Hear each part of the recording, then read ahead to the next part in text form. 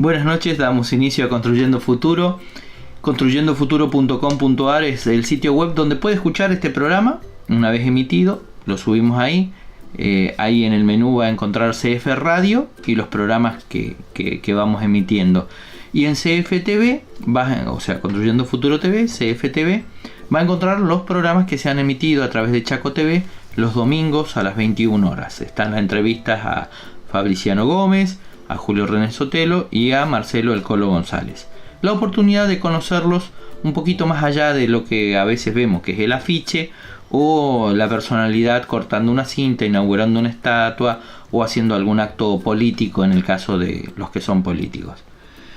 Buenas noches, Fernando. Buenas noches, ¿qué tal? ¿Cómo anda esa actividad política? Mire, nos tiene al trote. Parece que los argentinos vivimos a los sustos o vivimos sin aprender. Ayer hicimos un excelente programa en donde hablábamos de la memoria, hablábamos de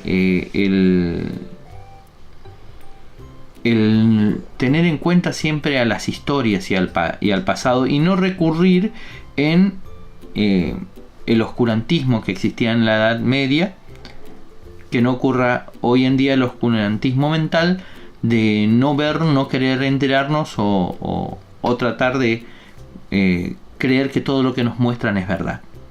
En aquel entonces, en la Edad Media, la aparición de la imprenta terminó con el oscurantismo. Hoy las tecnologías han avanzado tanto que están generando un nuevo oscurantismo. El cerebro de la gente termina no viendo la realidad, absorbido por los medios de comunicación que le cuentan lo que quiere que se entere. Y muchas veces no es la verdad, sino es lo que quieren que se entere. Traje para hoy, y para tratar de hacer un poco más alegre nuestro programa, dedicado nuevamente a esa persona que dijo que nuestro programa era aburrido, y le sigo hablando, no dije quién es. Traje una fábula. Es la fábula del escorpión y la rana. Dice la Wikipedia, esta enciclopedia a través de internet, que es una fábula de origen desconocido, aunque generalmente se le atribuye a Esopo. Voy a cometer una infidencia, le pregunté a Fernando si sabía quién era la fábula, y me dijo de Esopo. Total, todas las fábulas, todos los animalitos que hablan los hizo hablar Esopo, aunque en realidad no hay certeza de que haya sido él. En la página web Construyendo Futuro, usted va a encontrar una nota que hace mención a la fábula de la rana. Construyendofuturo.com.ar, usted pone ahí, empieza a buscar en el historial hacia abajo y se encuentra con la nota. El artículo lleva por título El escorpión, la rana y los cuadernos. ¿Qué mezcolanza se habrá hecho? Un escritor reescribe una fábula que viene de tiempos inmemoriales, algunos se la adjudican al bueno de Esopo, aplicada al caso de los cuadernos y la corrupción estructural del sistema político en la Argentina. El escritor dice: hace unos días me permití reescribir una historia milenaria acerca de un sabio que solicita que le saquen un ojo para que a su enemigo le saquen los dos. Algo hace que historias que se narraban oralmente antes de que se popularizara la escritura y la lectura pervivan en el tiempo, más allá de los siglos. Como escritor me preocupa muy poco el porqué de ese fenómeno. Si para mí la escritura y la lectura perdieran la magia de lo que uno no se puede explicar, no tendría sentido escribir y tampoco leer. Digo esto porque por estas horas, con la aparición de los notables cuadernos diarios del remisero, vino a mi memoria con notable insistencia un relato que fue fábula, y mucho antes a través de la narración oral. La historia de la rana y el escorpión, que me permito recordar sumariamente. Un escorpión necesitaba cruzar una laguna y requiere la ayuda de una rana, que como toda rana sabe nadar. La rana duda, porque teme que el escorpión le clave su veneno, y en principio se niega a cruzar la laguna con el escorpión sobre sus espaldas. Pero el escorpión aduce que, si picara, se ahogaría él. El argumento es lógico, y convence a la rana de hacerle el favor, por lo que deja la rana que el escorpión se suba a sus espaldas. Narra el relato que en mitad de la laguna el escorpión le pica a la rana. Y cuando están los dos ahogándose, contesta la recriminación de la rana diciéndole: no puedo evitarlo, soy un escorpión. Y se terminan muriendo los dos. Bien, ¿cuál es la relación que existe entre este relato y los cuadernos Gloria? Me vienen a la cabeza dos reflexiones, una por derecha y otra por izquierda, en términos de calle, cruda y auténtica calle.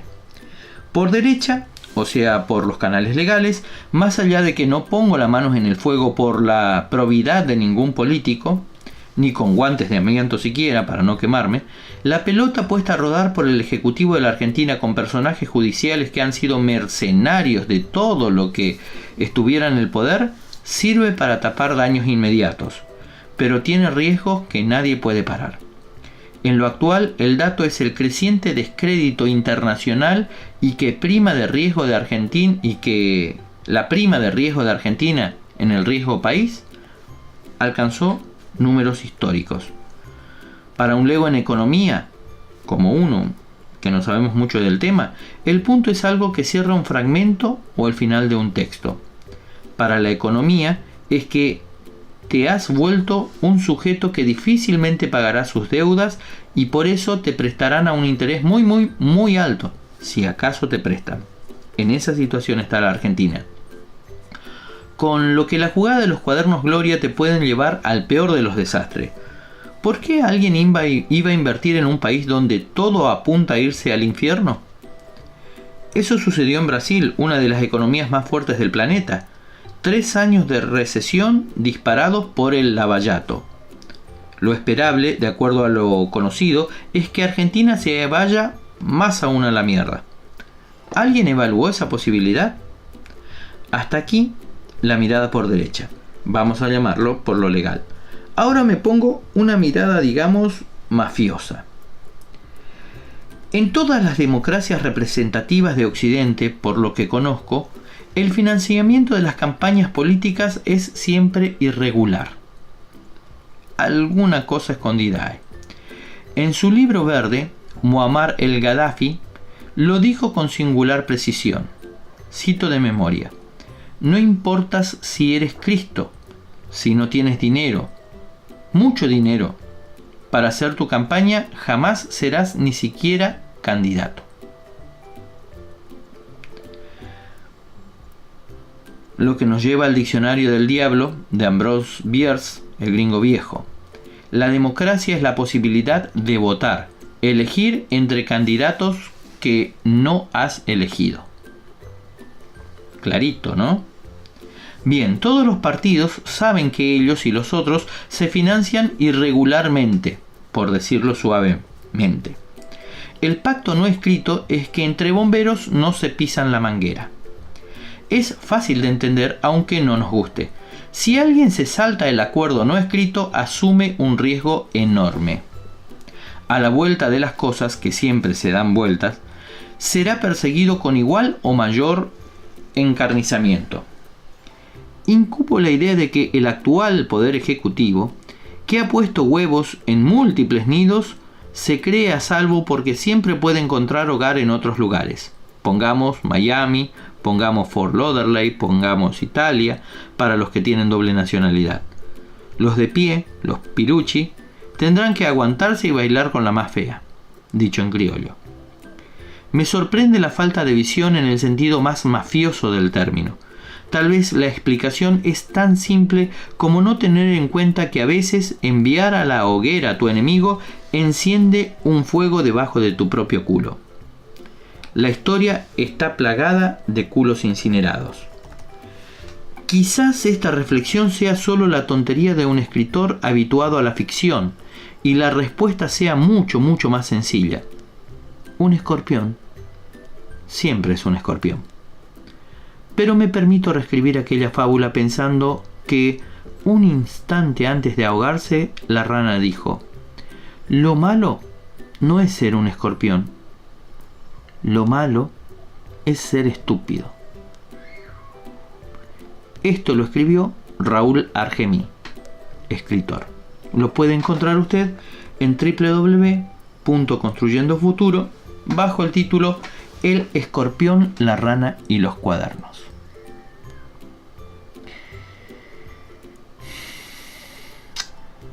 Me acuerdo la campaña de la última elección presidencial que hubo, que terminó en dos candidatos, como citaba lo que acabamos de leer, no elegidos por nosotros, pero que teníamos que elegir entre ellos.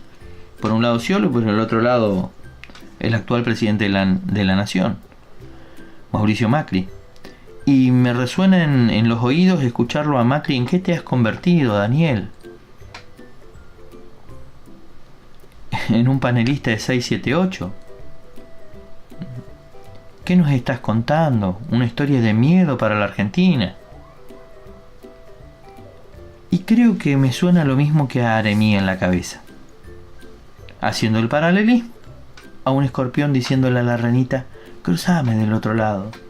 No, porque vos me vas a picar y con el veneno me va a matar, vamos a morir ahogados los dos. Pero dale, cruzamos, yo no me quiero morir ahogado, no te voy a picar. Hoy en el país, la verdad, riesgo país por las nubes, el sueldo que no alcanza, también explicado en la nota que acabamos de leer, me hace acordar a que estamos como la ranita, ¿eh? Nos han picado el veneno. Y comparto la visión novelística de Raúl Aremí cuando dice: lo malo no es ser un escorpión, lo malo es ser estúpido. La pregunta es: ¿quién es el estúpido? ¿El escorpión que le clavó o la ranita que le creyó? Como sociedad, vuelvo a creer que tiene razón Raúl Aremí. Estos se salvan, toman el avión y se van. Es más, la plata no la tienen acá. Y plata tienen mucha como para salvarse ellos y sus hijos, sus nietos. Y nosotros, los poriajú del norte, para citar un término usado acá en guaraní, los pobres del norte, los que vivimos del sueldo, los que llegamos a fin de mes, los que tienen una jubilación básica y demás, ¿tendremos que cargar con este muerto nuevamente? Yo creo que esto que decía la rana antes de morir tenía mucha razón. ¿Y cuántos años hace que se eligen gobernantes entre los que hay? O sea, se elige el menos peor. Wow. Sí, y se elige el menos peor, ¿no? Y aquí habría que llamar la atención de los sectores quizás más necesitados de dinero, o sea, los más pobres, y decirles que no es cuestión de estudiar mientras se va de la casa hasta donde está la urna para depositar el voto, por quién se vota, sino que hay que estudiarlo concienzudamente. Cuando digo concienzudamente, hay que estudiar sus antecedentes, desde chiquito, de qué familia viene, cómo se desarrolló, estas ideas que en estos momentos presentan a la ciudadanía, desde cuándo las tiene elaboradas, en base a qué datos las elaboró. Entonces, no digo que tengamos una garantía 100%, pero por lo menos va a aumentar la garantía. Si toda su vida se ha portado bien, si sus datos son ciertos, si el plan que tiene no es un plan para salir del apuro, sino que para vivir en forma permanente, bueno, pues entonces me ofrece mucha mayor garantía que aquel que le dice todo que sí a la masa. Y cuando me dice todo que sí, recuerdo una anécdota que se cuenta muchas veces, ¿no? De un candidato que ofrecía cualquier cosa al electorado y en determinado momento le ofrece un puente y le dicen: pero no hay río, vamos a construir el río también, le dice. Bueno, entonces eso es lo que creo que tenemos que tomar bien en serio, ¿no? La gente tiene que mirar muy bien los antecedentes del candidato, qué experiencia tiene en el cargo, qué es lo que ha hecho hasta este momento, cómo es su familia, Entonces, en base a todo eso, no creo que lleguemos a tener una garantía 100%, pero mayor de la que tenemos hoy, pues es muy probable que sí. Porque que nos claven, como decía en esta fábula recién contada, que le claven a la pobre rana, ¿no? El aguijón con el veneno. No digo que muchos ya conocían eso, muchos han sido engañados, ¿no? Fíjense las diferencias que hay hoy en día, y eso que leyendo títulos de diario nomás, ¿no? Entre quienes han apoyado al actual presidente y él, creo que ha perdido una gran cantidad de elementos valiosos, ¿no? Ya la unión industrial no está como estaba en un principio con él, el campo no está como estaba en un principio con él, ¿eh? A pesar de ser los más beneficiados. Sí. Bueno, a pesar de todo eso, ya no tiene tanta gente como tenía en un principio. Y los que se van abriendo lo dicen con gran desazón, ¿no?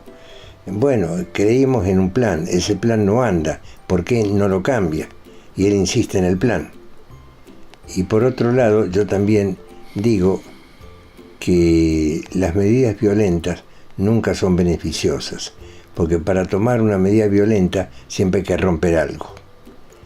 Y lo que está construido, alguien lo ha hecho quizás con cariño, ¿no? Entonces no se puede romper. Pero hay una postura que han adoptado casi todos los políticos ahora, en donde uno va y les reclama, dice, fíjense lo que está haciendo las actuales autoridades. Y le dicen, no importa, hay que aguantar hasta la próxima elección. Los que pueden aguantar, bueno, magnífico, que aguanten. Y los que no pueden aguantar, ¿cómo van a terminar? Porque una cosa es ser flaco porque así lo estipula la moda, y otra cosa es ser flaco porque no tengo para comer. Entonces eso es lo que creo que tenemos que ver acá, ¿no? Hasta dónde los principios que nosotros consideramos sanos principios morales hasta hoy tienen vigencia o tienen que ser ligeramente observados. La cuestión es, ¿esto lo hace por impericia o por pericia? O sea, ¿no se da cuenta del resultado de las medidas o es un resultado buscado? Ayer mencionaba usted en el programa, recordémosles a los oyentes que pueden volver a escuchar visitando construyendofuturo.com.ar, ahí hay un CF Radio, o sea, Construyendo Futuro Radio, y está subido el programa del día de ayer. Mencionábamos el hecho de que si los chicos no comen, no se alimentan bien, particularmente en los primeros años de vida, los 2 primeros años de vida, el daño que se le produce al cerebro, al desarrollo cerebral, es irreversible. ¿No será que estas medidas de hambre, para usar un título catástrofe en los diarios, estas medidas de endeudamiento a nivel nacional, buscan un objetivo? Tener una sociedad argentina dentro de unos años, los niños que hoy tienen 2, alguna vez van a tener 40 y van a tener que trabajar y elegir presidente en ese entonces. Una sociedad más tonta, más fácil de manejar. Tengo algo para hacerlo escuchar que estoy seguro que usted no lo habrá escuchado, así de simple. Es un video que está dando vuelta en las redes sociales. ¿Me regala unos minutos? ¿Cómo no? Adelante. Le doy lo hago escuchar. Más tarde, más temprano, se sabrá la verdad sobre los cuadernos de Centeno. Esos cuadernos fueron escritos en la redacción del diario La Nación, por periodistas, asesorándolo a Centeno, claro. Y Centeno aportó algunos datos para crear una historia creíble. Como sabían que iba a haber problema con el papel, problema con la tinta, sacaron fotocopias. Pero la idea final es desestabilizar de una forma absoluta la economía argentina. También es funcional a la persecución de Cristina Kirchner, pero también busca desestabilizar al gobierno de Macri, que lo considera el norte que ya cumplió la misión. Ya entregó el país, lo hizo entrar en el Fondo Monetario Internacional y ahora hay que darle de golpe de gracia. Ya no le es más útil para el norte seguir manteniendo a Macri. Entonces es un tiro de gracia en los cuadernos de Centeno. Es toda una farsa montada, muy parecida, copiada a lo que sucedió en Brasil con el Lava Jato, que también tuvo como objetivo acabar con las empresas constructoras brasileñas, que compitieron en su momento con algunas norteamericanas. Entonces, ese fue el objetivo final. quebrar al país y hacerlo depender financieramente, estructuralmente con el norte. Ese es el fin de los cuadernos de Centeno, ese es el objetivo. Bastaría con sentarlo a Centeno para que escriba por su propia iniciativa y se verían que el tipo no tiene talento para hacerlo. Por eso está escondido, dice en secreto de sumario, lo están resguardando para no mostrarlo a Centeno, como hicieron con López, que no querían que hable de quién le había dado el dinero. Es una farsa lo de Centeno, una farsa montada por el diario La Nación y los servicios de inteligencia norteamericanos.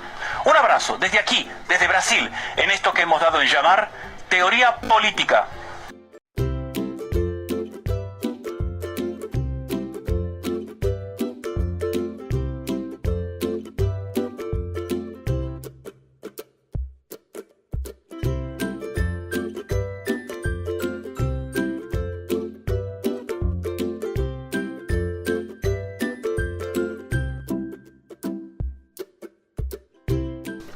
Antes de ir a la pausa, escuchábamos un video que se ha hecho viral en la red social WhatsApp, en donde desde Brasil, supuestamente en el fondo figura como si fuese una redacción o una librería grande, donde había computadoras y demás, una persona cuenta una teoría política con respecto a la aparición de estos cuadernos Gloria y todo lo que esto implica. Recordemos de que en principio los cuadernos Gloria se hablaba de que estaban relacionados a la corrupción K.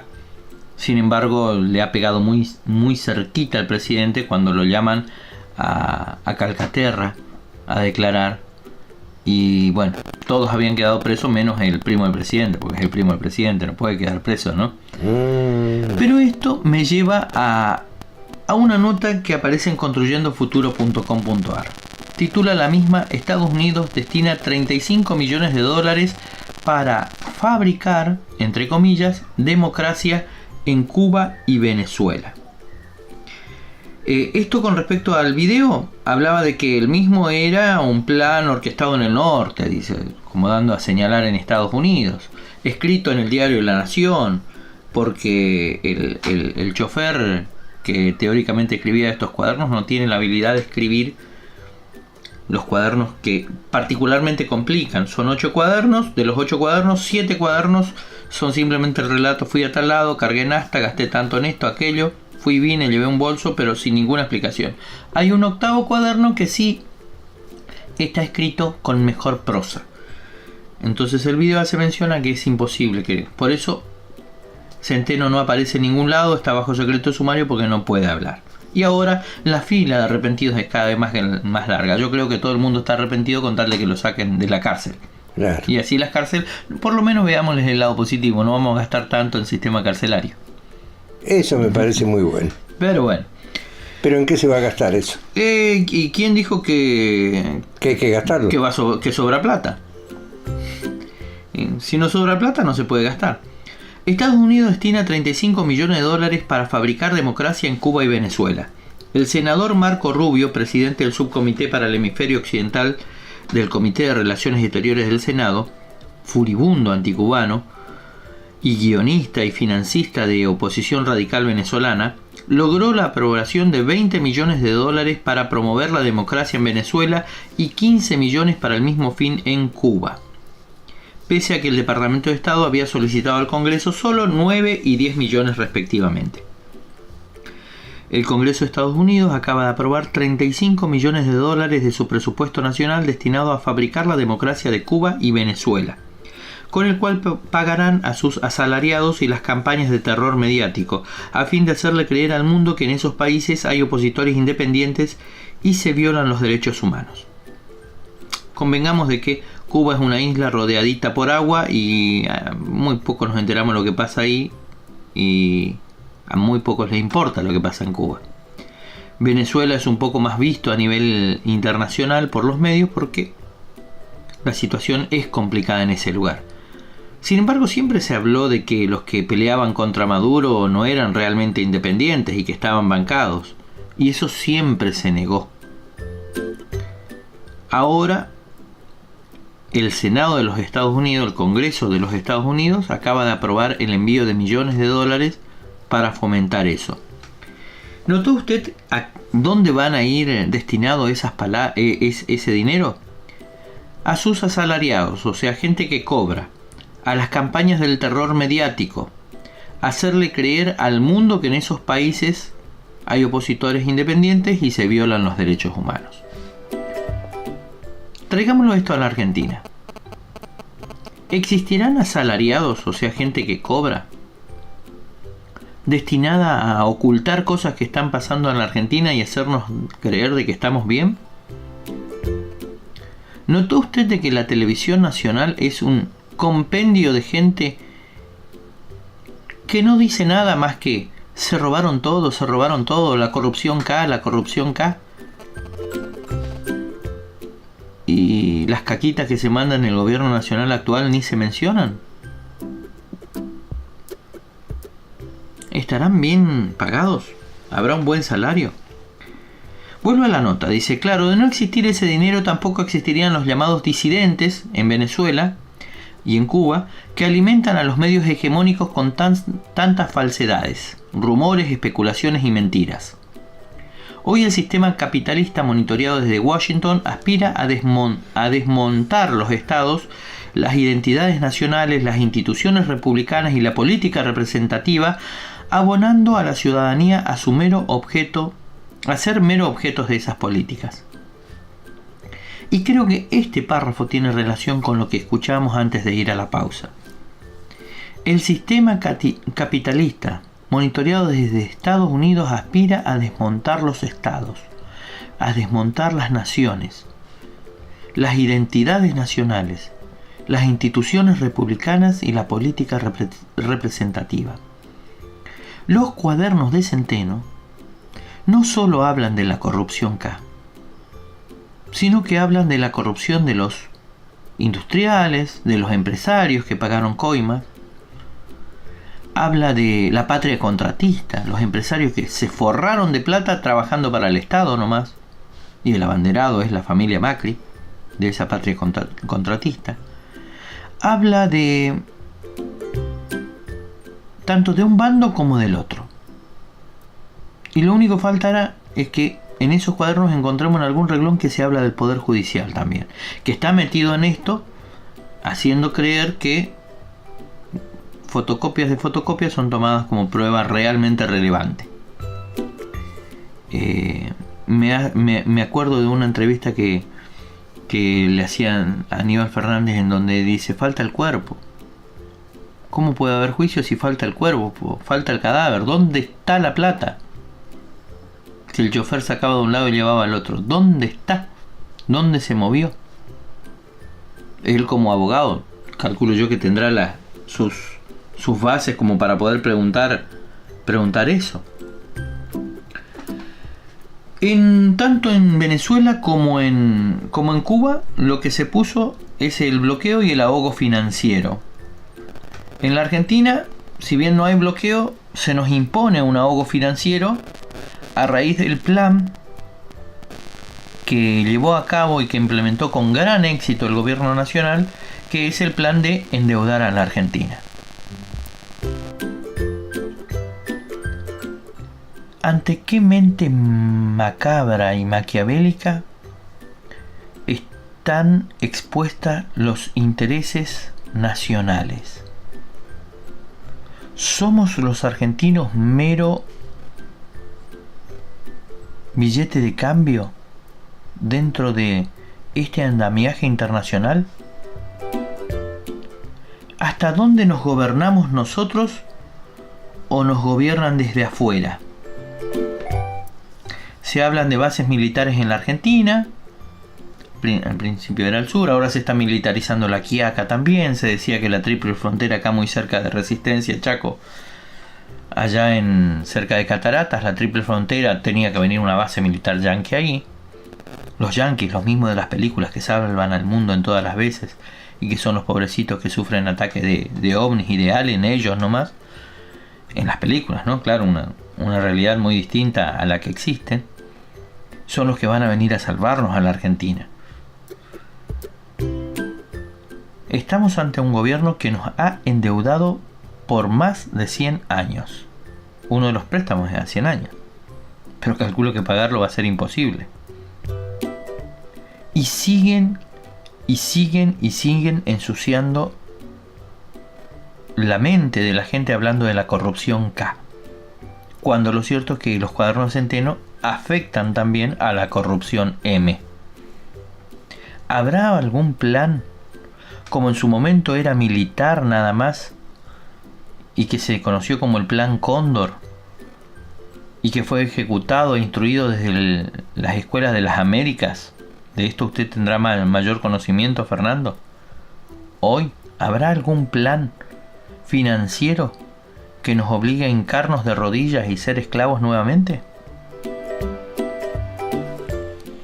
Es una respuesta difícil de dar esta, pero de todas maneras creo que cuando se quiere analizar una situación compleja se hace lo que se llama análisis. Se la va simplificando. Se van dividiendo sus distintos puntos de apoyo o columnas y demás. Yo creo que aquí no hay una invasión de un país a otro. Aquí hay una ocupación de un país a otro. ¿Un sometimiento? No, hay una ocupación, y esa ocupación se produce por el visto bueno del país otorgante. Si no, sería guerra. Una guerra, una situación donde no se ponen de acuerdo, entonces van por el uso de la fuerza a ver quién tiene razón. En este caso, hemos elegido un presidente. Ese presidente decide tomar estas medidas. Ya está bastante molesto con el Congreso y otras instituciones que regulan la misma función de él. Entonces estamos en esta situación bastante difícil. Yo me pregunto, aquí no hay invasión de un país a otro. Le abren la puerta para que entre. Por favor, pase usted. ¿Está cómodo? Le doy más terreno si quiere. ¿Y quién es el que le abre la puerta? Quienes nosotros tenemos como máximas autoridades. Elegidas por la mayoría más uno. O sea, la mitad más uno. Perfecto. Entonces, ¿qué tenemos que hacer? Hay que instruir a la gente que sepa votar. Que sepa pensar. Bueno, para saber votar hay que saber pensar.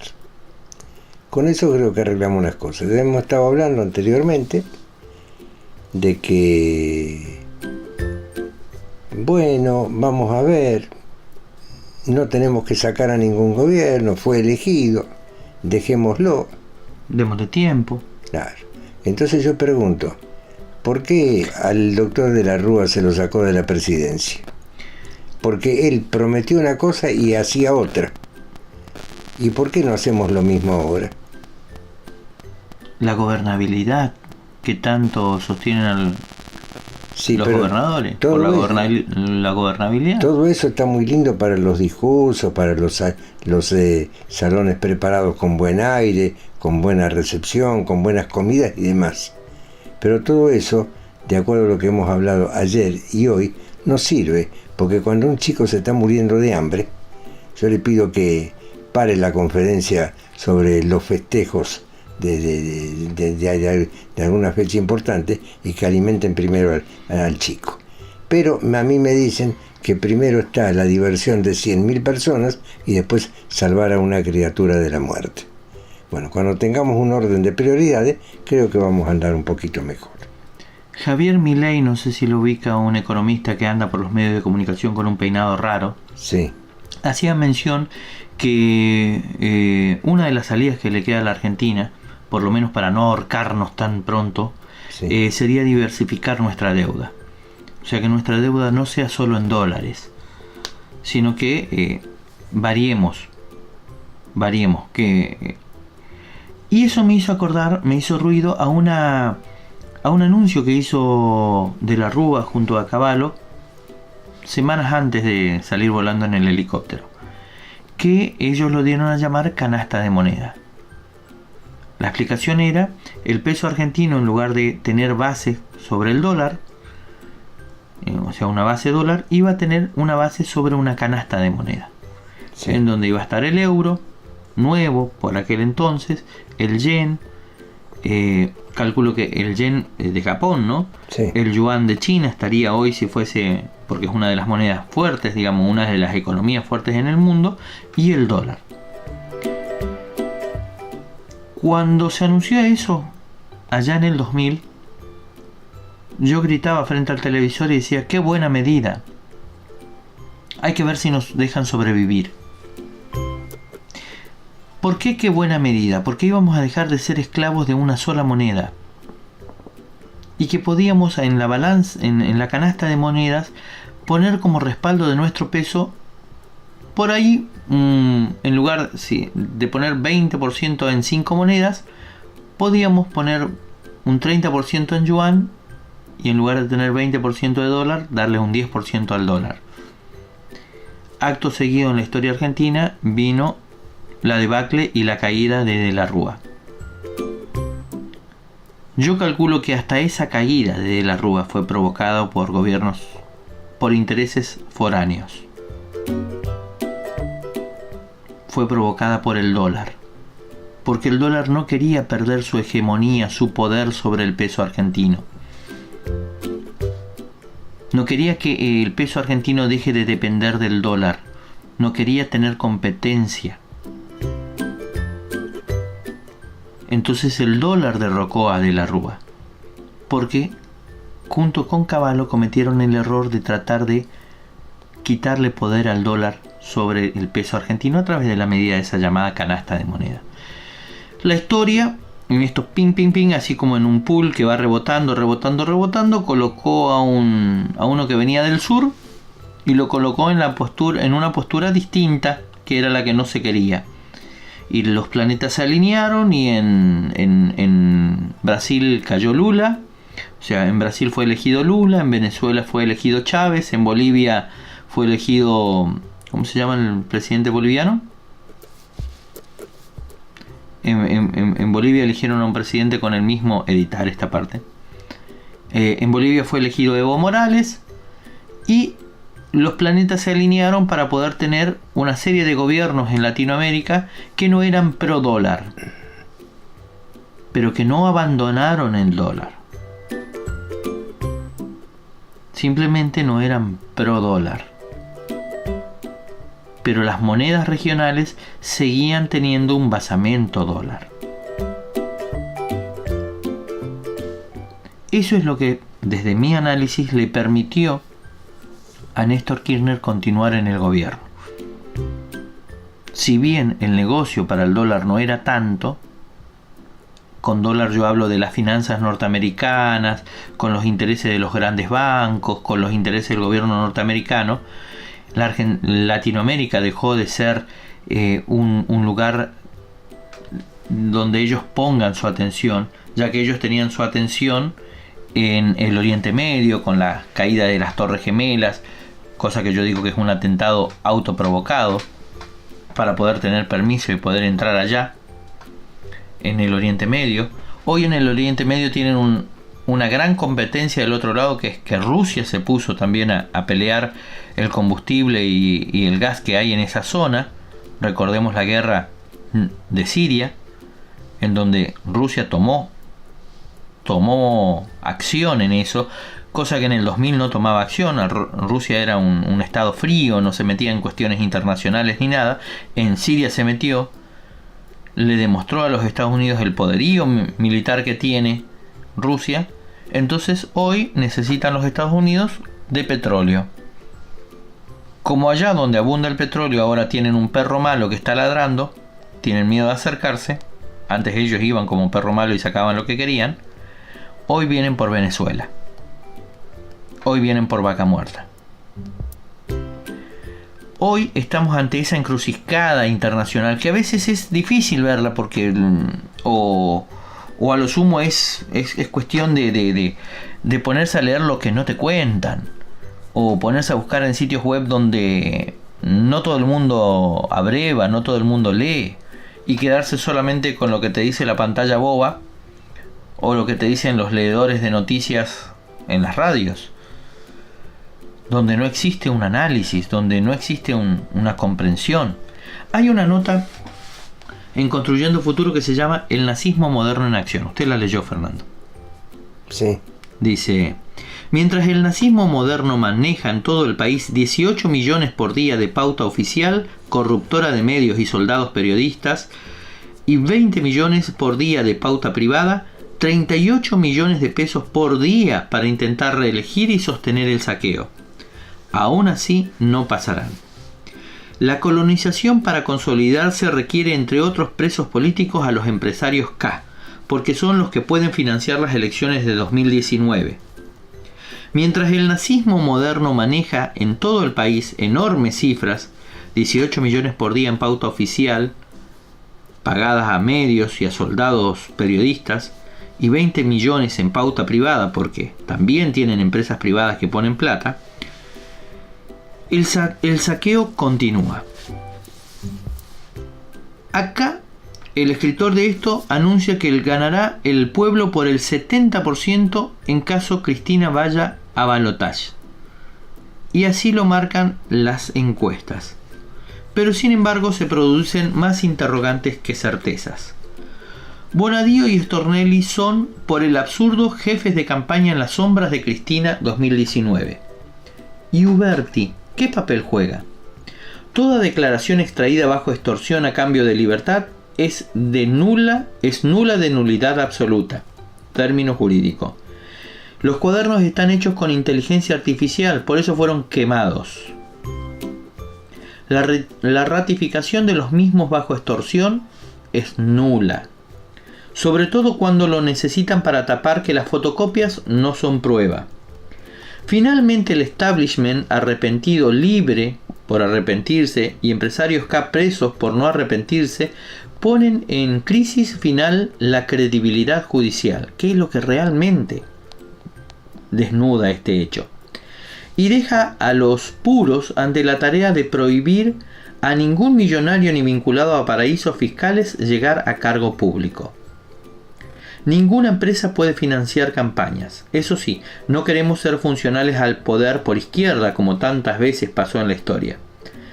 Para el pueblo, Cristina es víctima de la oligarquía. Así lo ponen. Cada día un poco más gracias a los jefes de campañas en las sombras, que son Bonadío y Stornelli. Las fisuras que dejó en la declaración el empresario Carlos Wagner se la puede leer en una nota en página12.com.ar. Esta es una cita de algo escrito por Guillermo Robledo, titular del Observatorio de la Riqueza, Padre Urrape. ¿Estamos ante esa situación? ¿Están los periodistas que vemos nosotros que hablan y hablan y hablan, y cuando va alguien que dice algo contrario a lo que dicen ellos, hablan más fuerte que ellos y es más, no le dejan hablar? ¿Para qué miércoles los llevan de entrevistado? ¿Para no dejarle hablar? ¿Y para qué va el entrevistado? Porque cuando pueden y hay 10 segundos, meten una piña que duele. Y si no fuesen, sería más efectivo. Es una dualidad, tipo ¿quién vino primero, el huevo o la gallina? El tema es que mira la gente estupidizada ante la caja boba.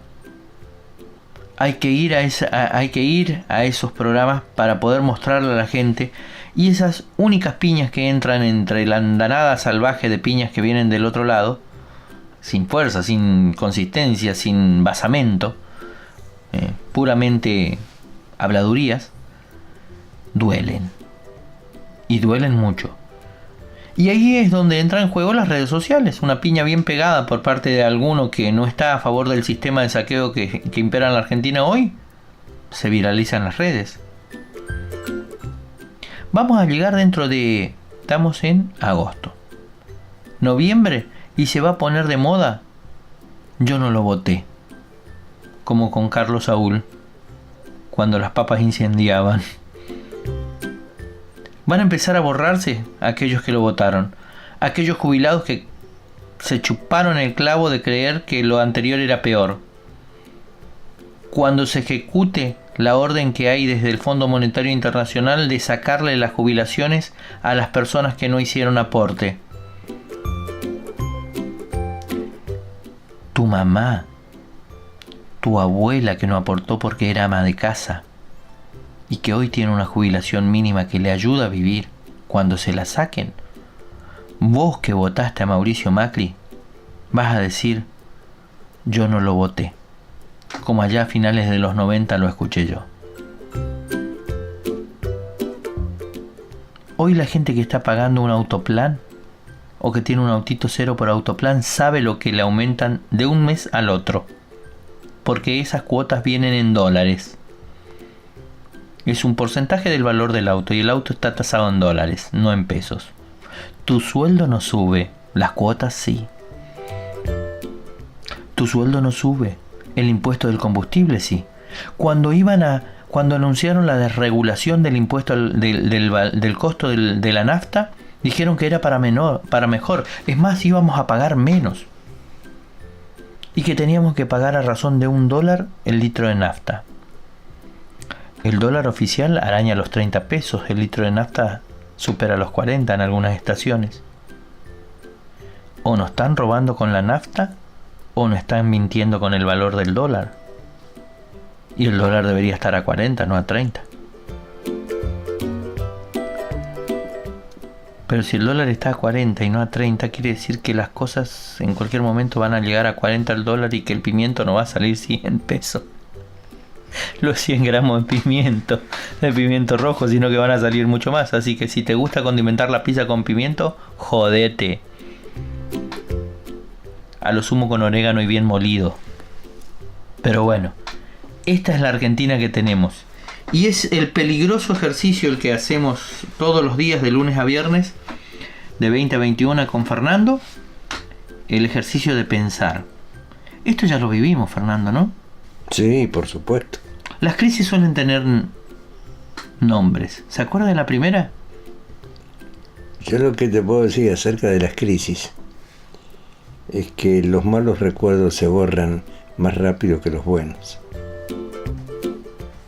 O sea que cuando estemos en bonanza no nos vamos a acordar de esto y dentro de 5 o 6 años vamos a volver a elegir al escorpión para llevarlo arriba. Es muy probable. Como buena ranita. Es muy probable.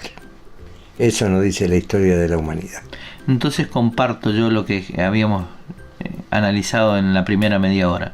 El problema no es el escorpión, el problema no es la rana. El problema son los estúpidos. Hasta mañana. Chao, hasta mañana.